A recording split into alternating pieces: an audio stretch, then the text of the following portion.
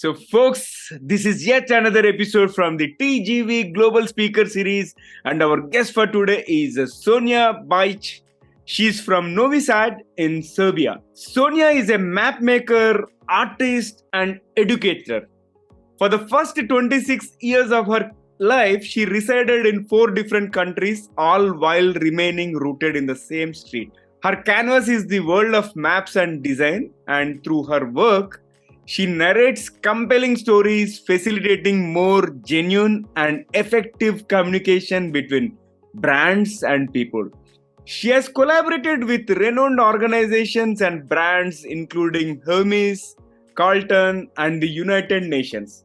Sonia's guiding belief is that creativity resides within everyone, and she dedicates herself to nurturing this belief by teaching new skills while celebrating the unique aspects of people's lives. Sonja is a fervent advocate for feminism and firmly believing that it has the power to create a better world.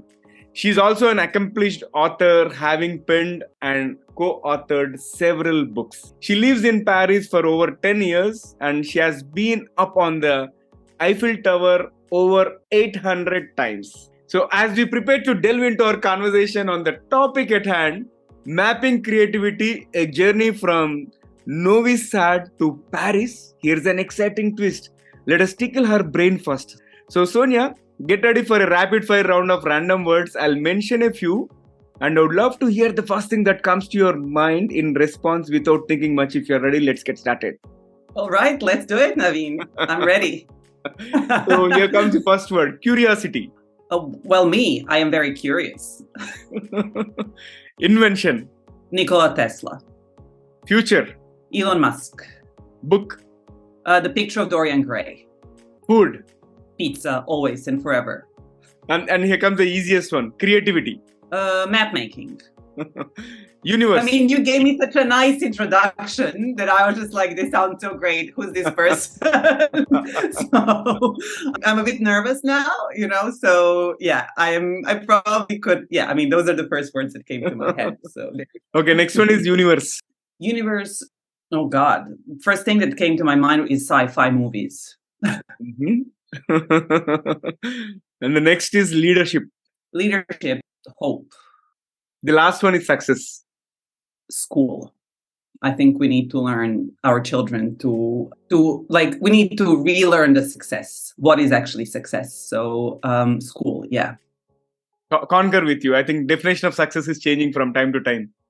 So yeah, I think we need to change that because it's not like it was 50 years ago, So, and I think we live in the best of the world. So I'm really hopeful that we will teach our children that to live more like in a more wholesome way, so to say. So yeah. Agreed. And thank you for participating in the first rapid fire round so sportively. There is one more towards the end. So stay tuned. I'm already stressed out. Come on. It was great. It was fun. Yeah. All right. So, folks, welcome to the Guiding Voice podcast series where we embark on transformative conversations for a better future. I'm your host, Naveen Samala, dedicated to making the world a better place through valuable discussions that add value not only to your life, but also to your career. Thank you so much for tuning in. And Sonja, hearty welcome to the Guiding Voice. You are the first guest from Serbia, and I am super thrilled to host you and engage in this awesome conversation on creativity. How are you today? Thanks so much for inviting me. How am I today? Yeah, I'm okay. In Paris, it's very great today, but it's November, so I think it's normal to have this weather. So I'm pretty good. So. Glad to know that.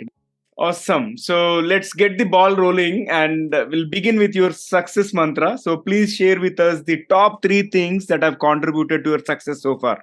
Well, you already mentioned the word curiosity. So yeah. I am endlessly curious. I really like to learn things. I think the second word would be hard work. I think you need to obviously work smart, but not hard. But in order to find the ways to work smart, you first need to work hard to find those ways.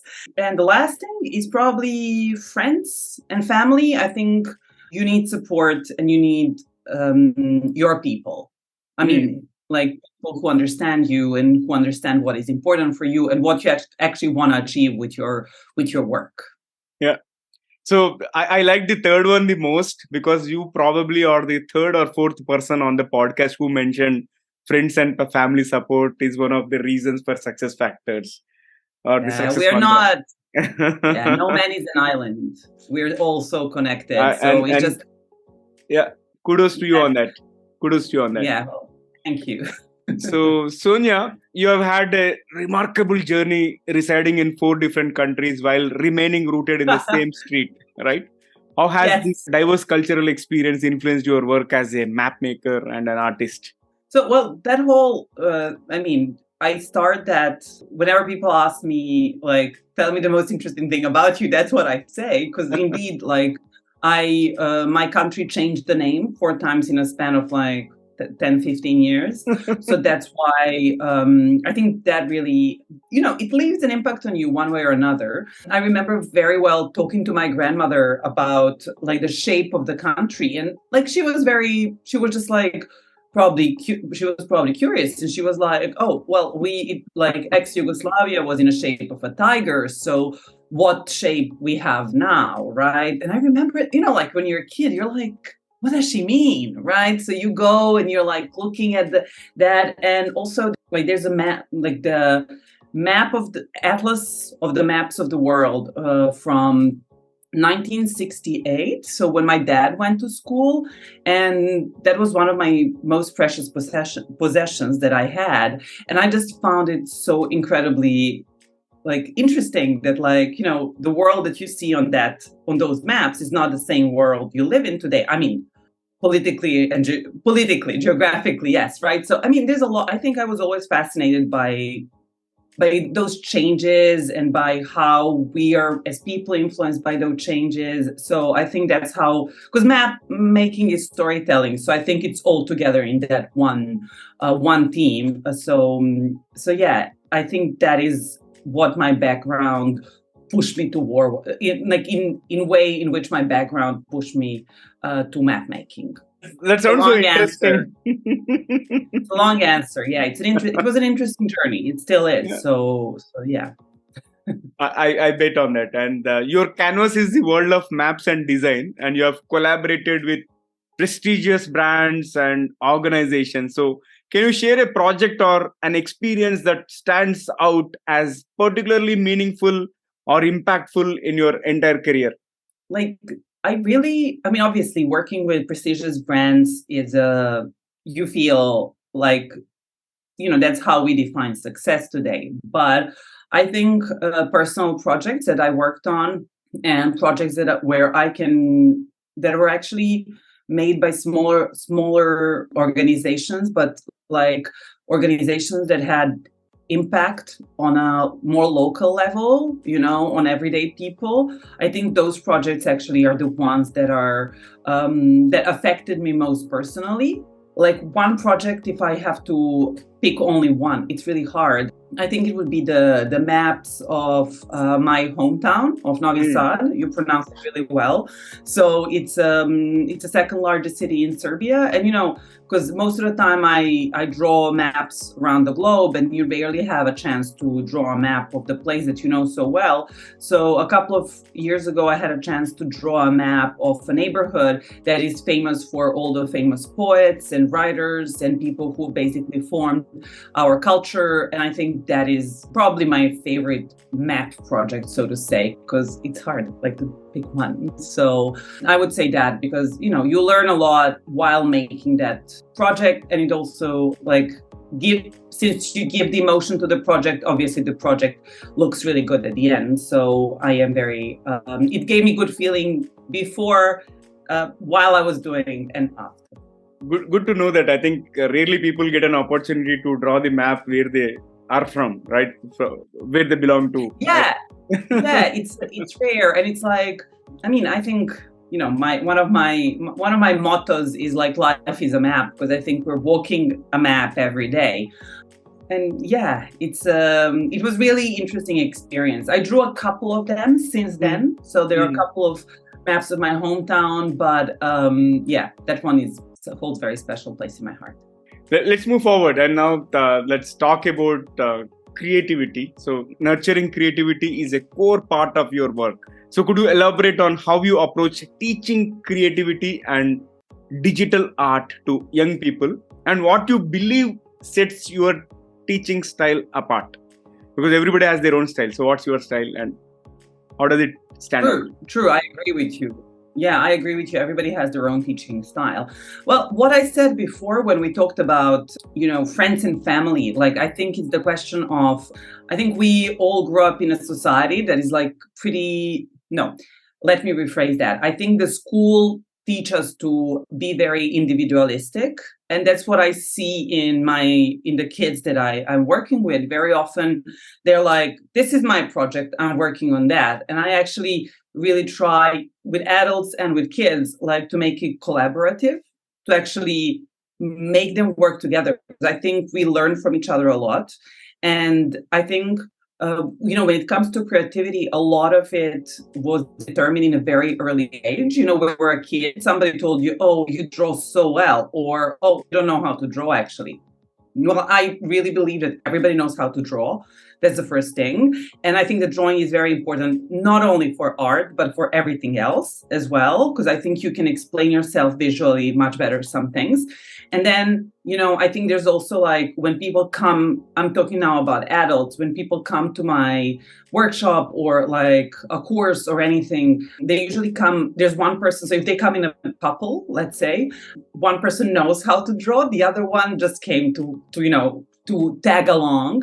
Mm-hmm. And that second person is usually ashamed, right? They're like, I don't know how to draw. I drew like 50 years ago last time. And I'm like, I'm trying to reframe that, right? I'm just like, no, everybody knows how to draw. It's just a question of like your expectations of how perfectionist you are and how much you actually want to practice. That's the question. It's like making lasagna. First time, it's not so good. 10th time, it's perfect. So you just need to practice. So for me, it's all about like trial and error when it comes to teaching. I mean, that's what I'm trying to teach my students, that like, to find inspiration in everything, to try to be present, to try to be like, to collaborate, and then to open themselves to new experiences, in that teaching, that learning environment. So I don't think it's anything revolutionary. I just think it's very, I think I'm trying to teach them, like when it comes to kids now, it's like the world that we live in. So I think it's better to have skill set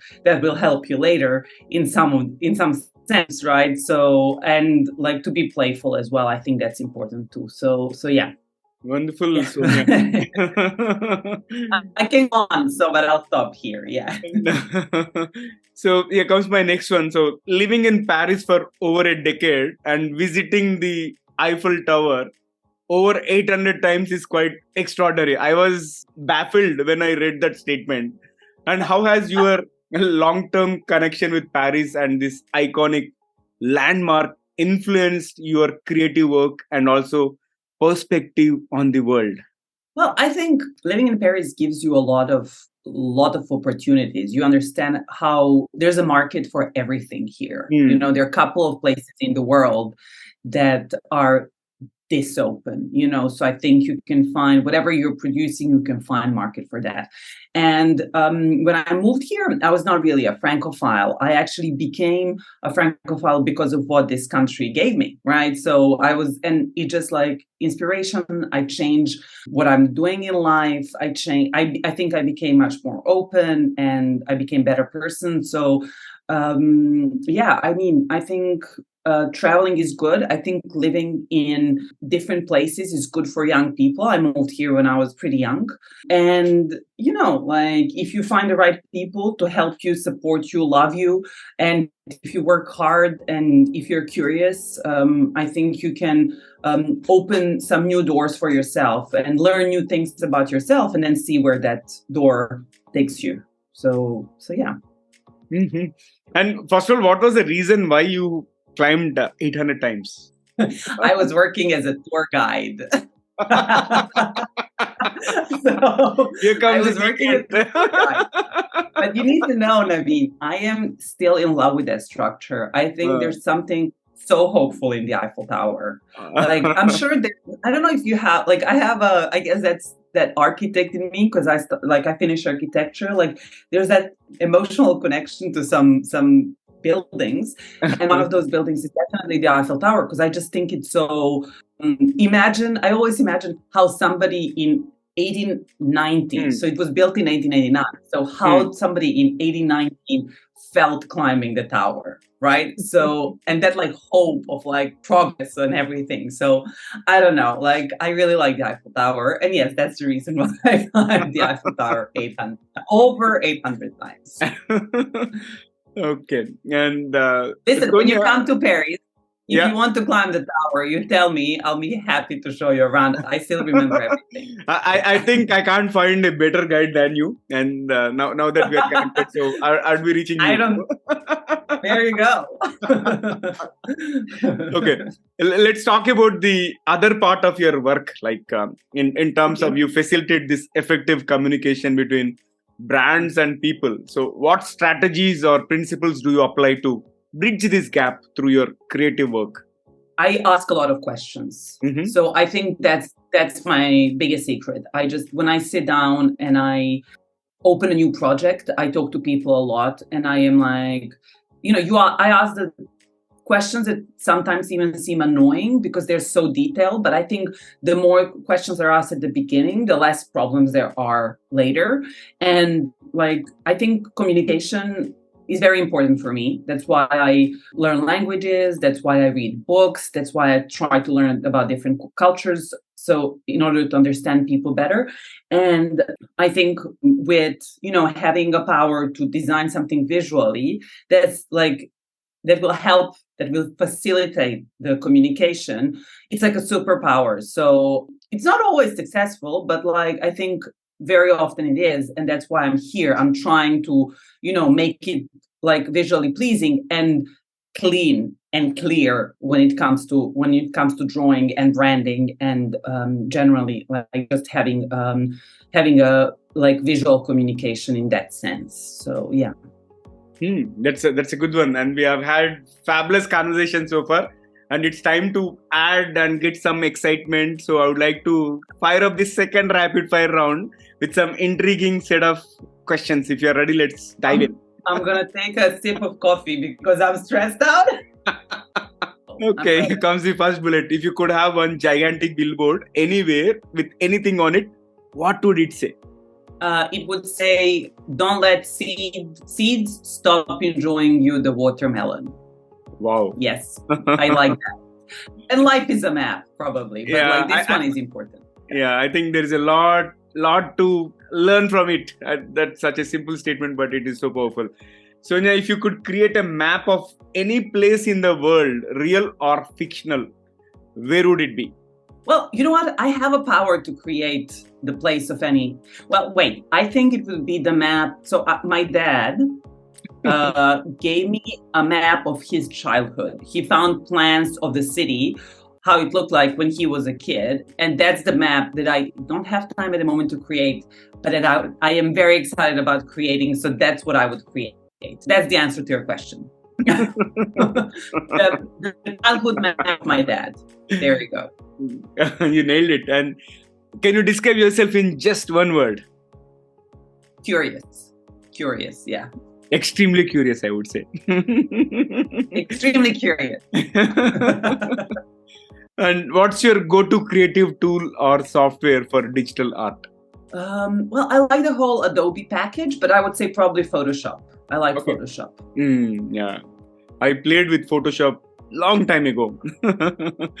And it's just progressing. Yeah. It's impressive. They're just like making it better and better. So yeah. And nowadays I'm liking Canva. which is so user friendly and browser based. You don't have to download, right?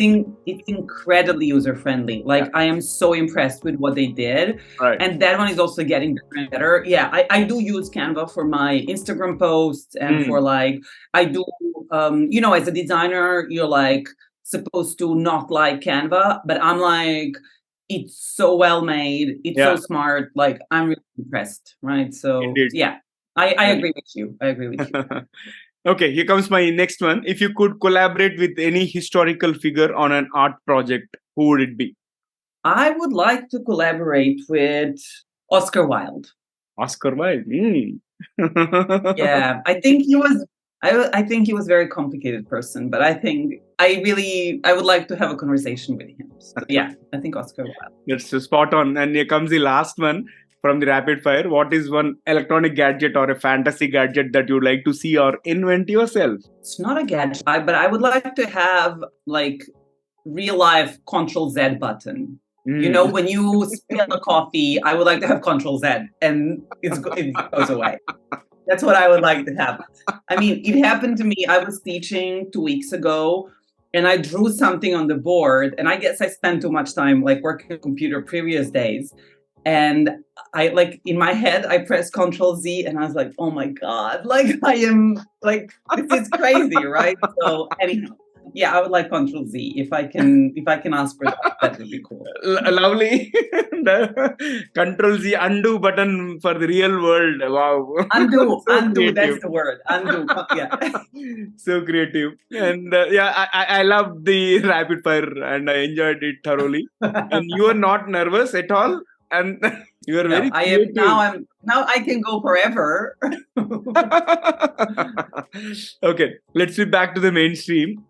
Yeah. And here comes my last but one question. So, what advice do you have for aspiring artists, educators, or advocates who are inspired by your journey and the values you represent?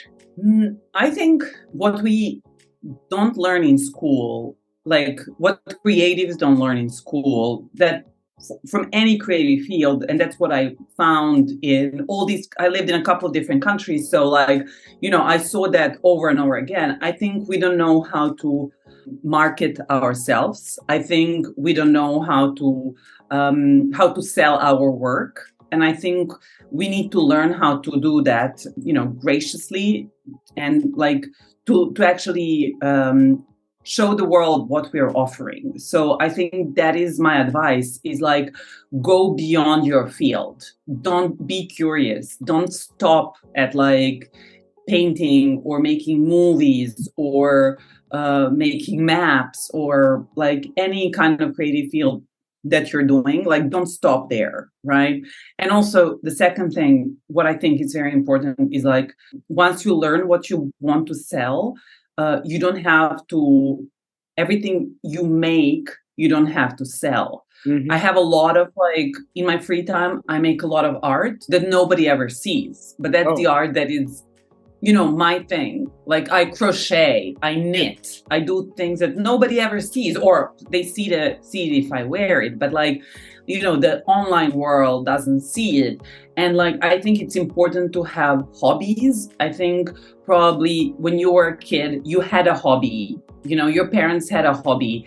And I think now we forgot to have those. Like everything is either work or like work-life balance and all of that. And I'm just like, where did the hobbies disappear? Why everything is like for sale now, So I think that's important. Like go beyond what you're learning in school, be curious and have a hobby.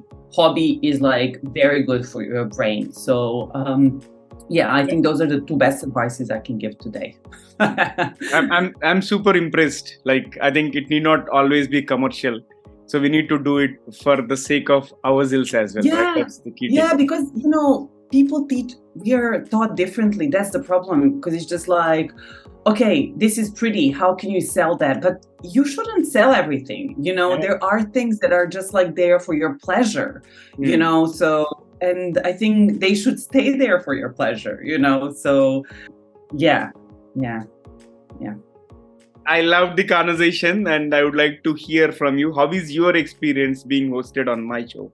The Guiding Voice? I really liked it. I think it's I was actually like, I really like the questions, and I think it goes so much in depth, and at the same time it's so quick. So you need to like really, you say what you mean, at least I do, right? So no, well done, Naveen. You created a nice show.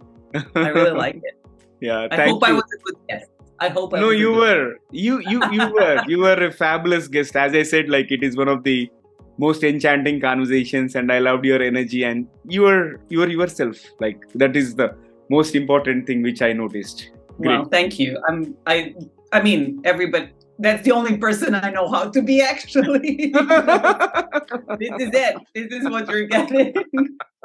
Love it. And Sonia, I really appreciate you taking time for joining me in this conversation and sharing amazing insights. And I would love to host you again in future.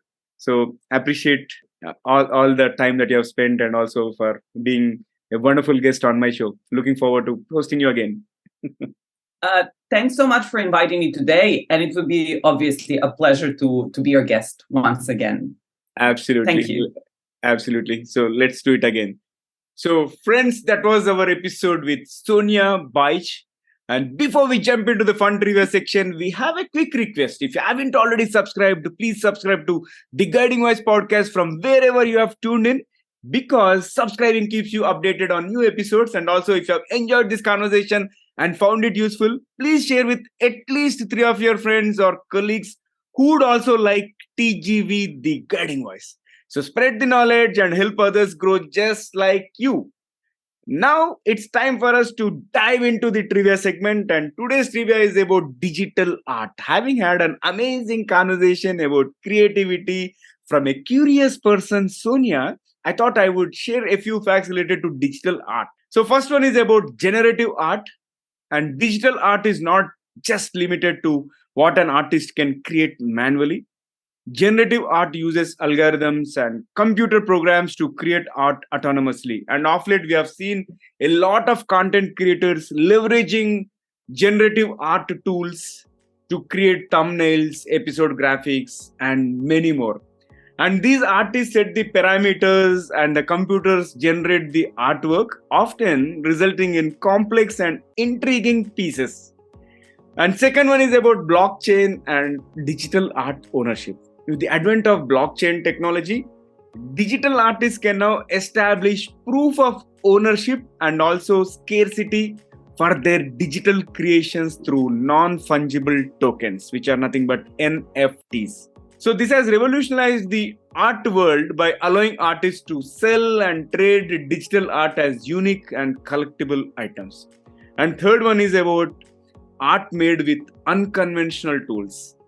Digital art doesn't always require high-end software or equipment, and many artists create stunning pieces using unconventional tools like smartphones, tablets, or even video game platforms. And these tools offer accessibility and also encourage experimentation in the world of digital art. So these facts actually highlight the diversity and also evolving nature of the digital art world.